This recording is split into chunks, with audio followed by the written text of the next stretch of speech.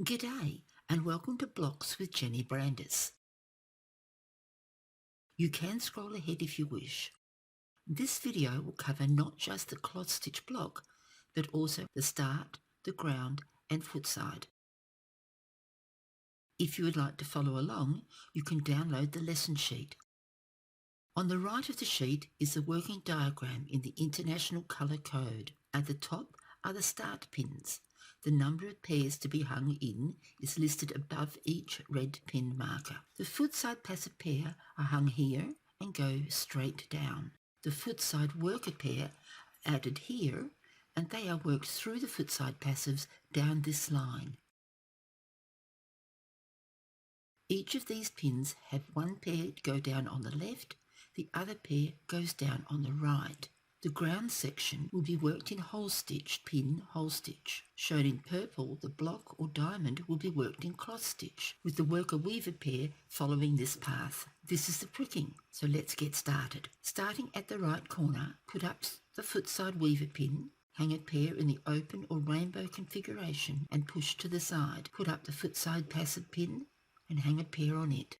Hole stitch the two pairs together, cross, twist, cross, twist and tension. Lay both footside pairs aside, put up the next pin and hang two pairs in the open or rainbow configuration. Twist the left two bobbins, cross and twist to lock the two pairs together. Push the left pair aside and bring in the footside worker pair.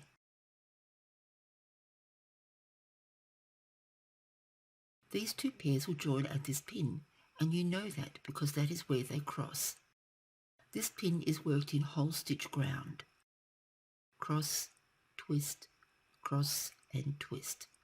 Put up the pin, close the pin, cross, twist, cross and twist, tension.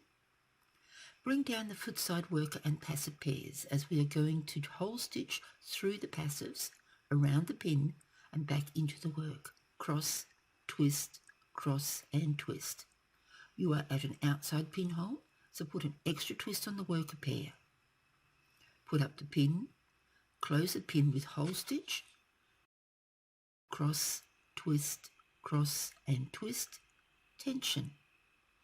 Move all the threads aside and put up the next starting pin. Hang two new pairs in the open or rainbow configuration. Lock them together with twist, cross, twist. Lay the left pair aside while we work the diagonal row in a hole stitch ground. That is also called double torchon ground.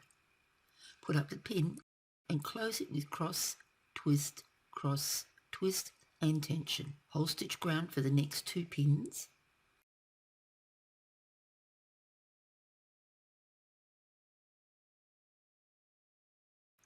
Work the footside, cross, twist, cross and twist. You're at the edge, so put the extra pin twist in.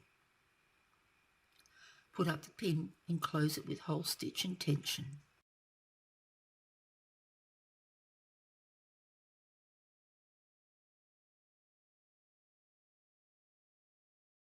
Bring all the pairs aside, ready to bring in two new pairs. Repeat the hanging in, ground, footside for the next two diagonal rows. Work the next diagonal row to the pin before the block.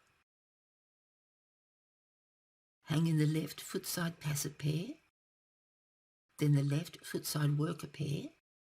Hole stitch through the passives and work the ground to the pin before the block. Back to the footside, cross, twist, cross and twist, tension. Add the extra pin twist and put up the pin. Close the pin, cross, twist and tension. Continue until this corner is completed.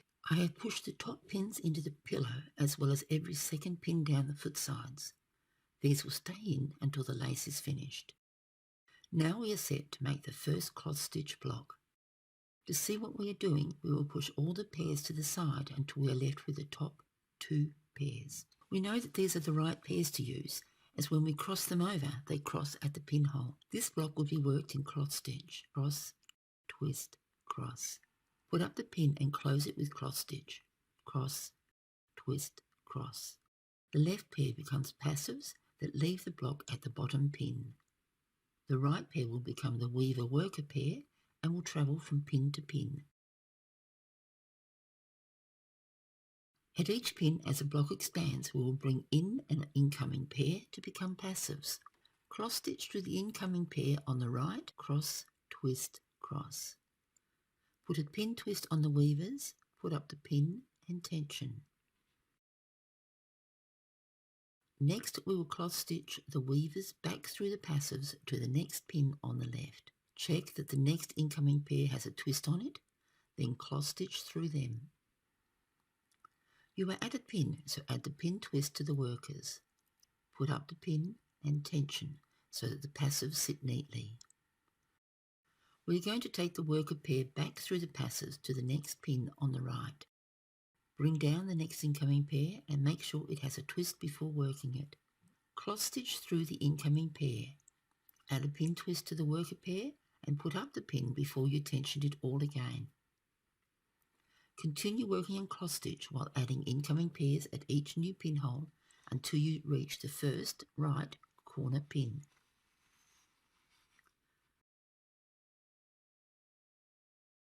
Cross stitch through the corner pivot pair. Add a twist as they are immediately going out of the block.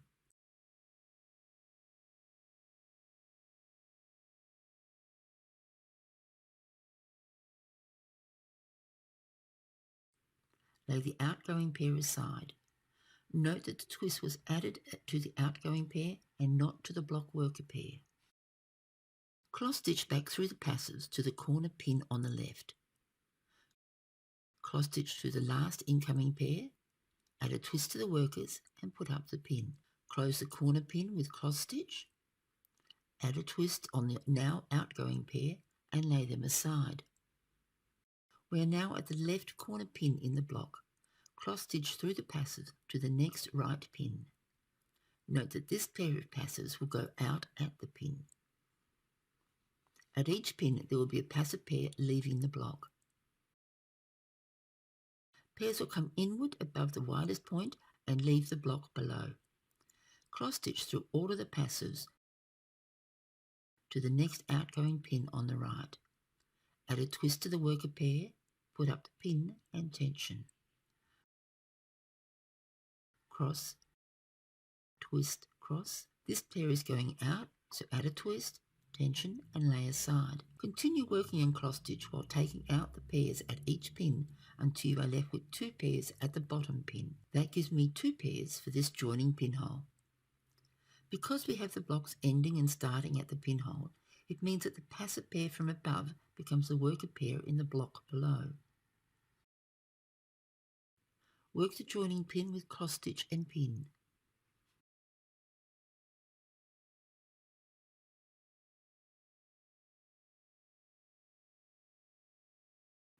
At this point, this is my worker. However, once we close the pin, it is reversed.